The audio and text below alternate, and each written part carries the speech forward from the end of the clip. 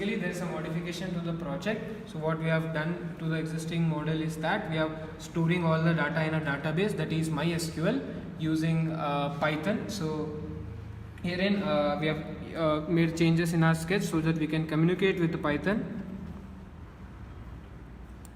So in the Python program we have used the serial package so that we can communicate with Arduino IDE and Python, and then in the Python we have used MySQL connector so that we can store the data in the database.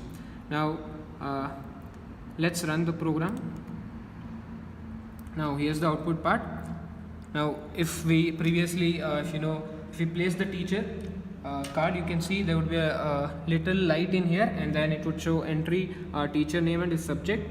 And similarly, if a student is to come in, there used to be update in the screen that entry, a student name, and then there was a small amount of light. And now if a teacher is coming below it, so it was dark, and so as for the teacher.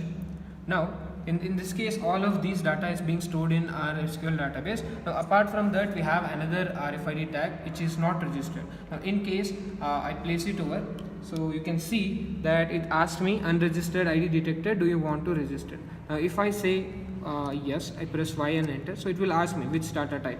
So now maybe if it's a teacher, I will write 1. If it was a student, I have to press 2. Now I enter, so it will ask me for the teacher name. So entering, so the teacher name, and then it asks me for the subject, and now it is successfully registered. Now when I place the card over here, so you can see that there is an entry named Mr. Arduino, and the subject says Arduino.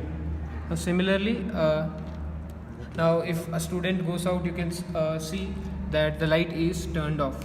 Now same working is going on. The only difference is we are storing all the data in the database for the future usage.